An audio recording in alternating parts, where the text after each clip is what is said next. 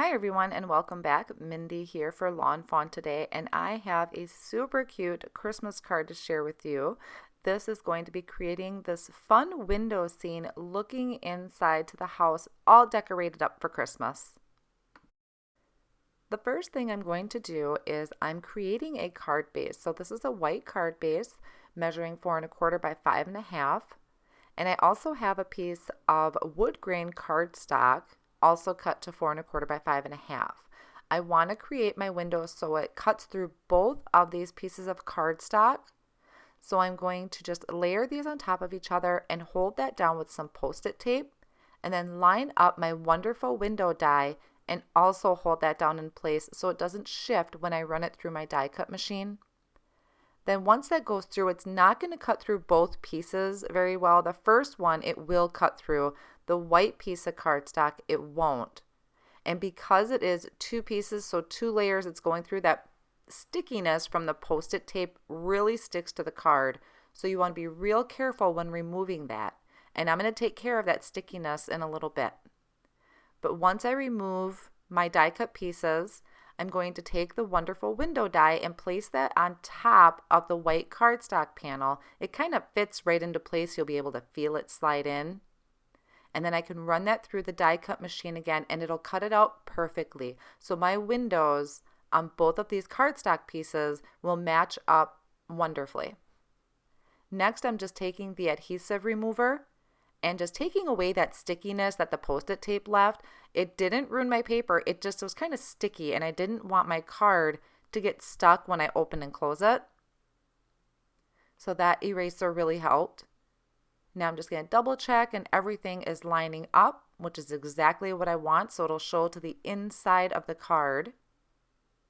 And one idea I had was, instead of just leaving that wide open, I'm actually going to add a piece of vellum behind there. I thought that really would give the look, the illusion of a window.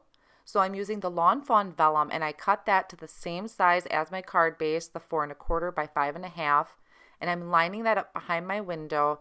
And I also did cut the actual window piece from the white wood grain cardstock. Also on the wonderful window die is this windowsill, or planter, I guess, if you want to call it. I cut that out of some paper bag cardstock, and that's going to go on the front of my card. And I also have some pixie dust glitter cardstock here that I cut from the Puffy Clouds border. I thought that just really looked like a billowy snowbank. So to make sure that I'm lining up my images where I want them in the inside of the card, I'm just tracing with a pencil that window piece. Next, I'm going to stamp a couple images from the Christmas Dreams stamp set. I'm just going to use the Christmas tree and the fireplace. So I'm lining those up with my pencil mark so that they will partially show through that window. So I just line those up, and then I can go ahead and stamp these with the Lawn Fawn Jet Black ink. This is Copic safe, so I can color it with my Copic markers. So I just ink that up, stamp that down, and my pencil lines are still there. It's not going to hurt anything. Once I finish double stamping, which is my personal preference, I'm going to come in with an eraser and just erase those lines.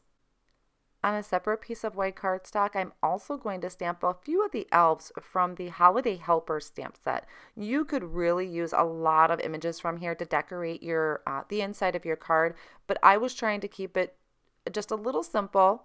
I didn't want to go overboard. So I'm lining those two little elves up in the middle of my cardstock, inking those up, and then I'm going to shift my cardstock up. That way I don't have to move the stamps on my Misty Door, or you could also use an acrylic block to stamp them too. Now I'm going to come in and just color up my images with the Copic markers. For the skin tones, I'm using E04, E11, and E00. I'm just going to color up one set of elves, and the other two I'm going to do off screen just to save a little bit of time. I'm going to try and keep my colors fairly simple, so I'm not using a lot of blends out of them.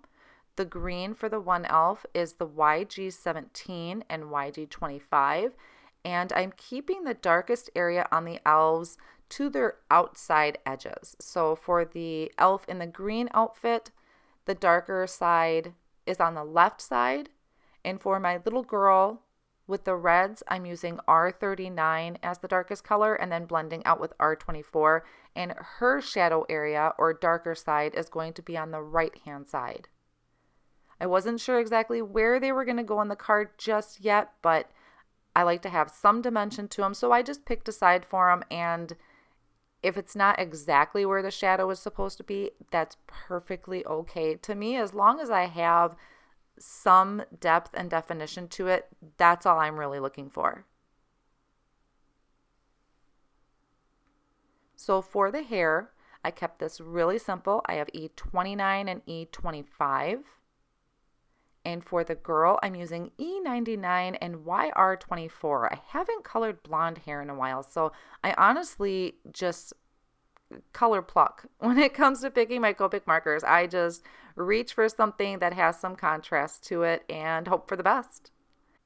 Moving on to the inside of the card, I'm coloring up the Christmas tree, and I did bring in another color for this since there is a little bit more of an area to color in. So I'm using YG67, YG17, and YG25, and I have the darkest color, so the YG67, more towards the top of each section of the tree, and then blending it out, and I do go over it twice just to make sure that that was a really nice, good blend. And like I've mentioned before in some of my other coloring, I do like to reuse colors that I already have in my card. So for the tree ornaments, I'm using my R24 and R39. And as for adding a shadow to the ornaments, it's literally just a seam mark. I don't even blend it out. I just add a little seam mark to one side of the ornament. And that's just enough to give it a little dimension and not look too flat. For the base, I'm also reusing some colors, so that's E25 and E29. And same for the mantle on the fireplace, the E25, and then adding a little bit of shadow with the E29. And just blended it out just a smidge. For my fireplace, I'm using YR15 and YR18, just dropping in some color. And now for the actual brick on my fireplace, I had started out actually with an R59, but it's dying. I really need to refill that marker. So I put that one aside and I grabbed an R89, which is quite a bit darker, and I'm just adding the shadow to the right-hand side of each brick and a little bit along the top. And I'll blend it out with an R56 and an R35. And when I'm going to use that R35, I actually go over the entire section of the brick. It just helps smooth all those colors together. And I honestly wasn't sure at first if this was going to work out or if I needed to blend some more or add in some more color. But once I let the Copic markers kind of settle and soak into the cardstock, I really was happy with how it turned out, so I didn't go back over it. And then for the back of the fireplace, I just have an N4 and an N6. Now I kind of felt like these images were hanging out, just floating around in the back of my card here. So I'm taking a Copic liner and my T-square ruler, and I'm drawing a line to kind of give the illusion of a floor. And I did add a little bit of shadow underneath the tree in the fireplace with a C1 or C2 marker. You can see I'm adding a little bit more. It just wasn't quite feeling right to me. And even with the line in there for the floor, to separate a floor and a wall, it wasn't quite right to me yet. So I'm bringing my T-square ruler back in, and I'm going to add another line so it looks like there's trim. Now, I really wanted to kind of go to town and make this a really huge scene, adding elements or coloring in the background, but I stopped myself. I was trying to keep this a little bit more simple. So I just added the trim. I added a little bit of color, an E30 and I think an E31. At this point, I was just kind of grabbing markers to fill in that area and feel better about the scene since there was so much open space. And I think that's what I was having a hard time with, was just leaving the open space. So once I was comfortable with this and I was happy with how it was looking, and it's peeking through my window just where I want it, I'm lining up my elves that I had die cut using the coordinating die and taking a look where they're going to peek through my window. Since I'm happy with those, I'll go ahead and attach those to the card. You could also add in lots of elements from the holiday helper set. You could have presents and toys under the tree, but like I said, I was really trying to rein myself in and not go too overboard, which is really easy to do with so many cute images on these stamp sets. Now I'm just kind of getting the card front put together. So I went ahead and I added the adhesive all around the edge. For my window, I'm using the Lawn Fawn glue. And what I'll do is I'm going to take my finger, you can see, and just kind of smear that around so nothing seeps out onto my vellum. And for the windowsill here on the outside, I kind of wished I would have waited to add that, and I'll show you why in a minute. But I did go ahead and add that, and I also added my snowbank to the front of the house. And you can see this is really shaping up into a super cute scene. So I'm adding that to my white card front base. And I did add a little bit too much adhesive, so I'm just taking that adhesive remover again and taking that off so my card doesn't get stuck together when I shut it. And that worked out really well. There was no stickiness left. And my windows open up and you can see I have that cute little holiday scene on the inside. Now I'm taking the new Lawn Fawn embossing pen, and I thought it would be really cute to add some of the textured embossing powder onto that windowsill that sits on the outside of the house. So it's just like a pen. I just applied that to the top of that windowsill, and this is where I wished I would have waited to add it, but it still works out really good.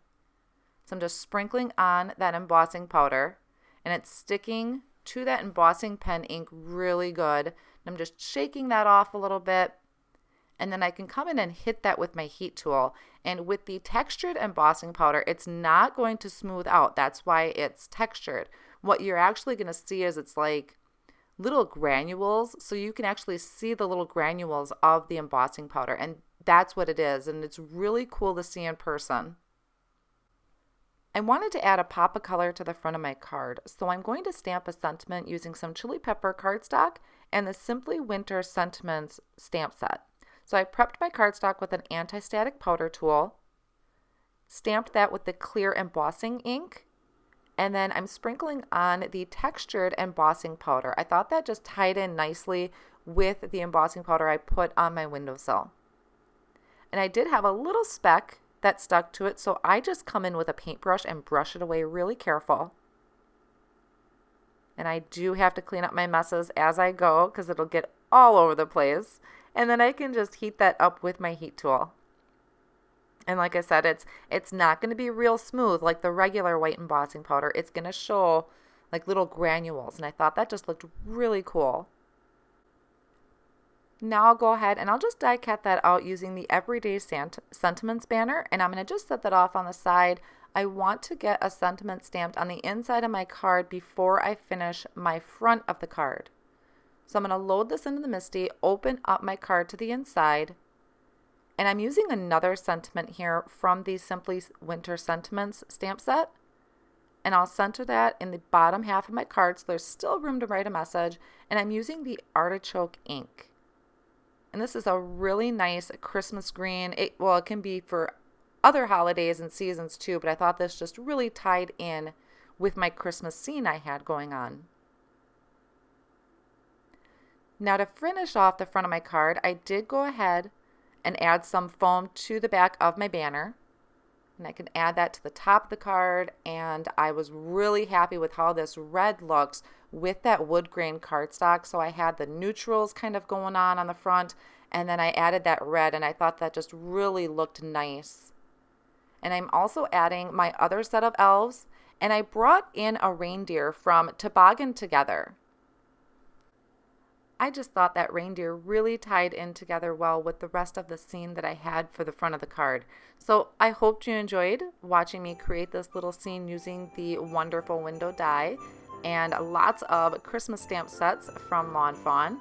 Thank you so much for stopping by, and I'll catch you next time.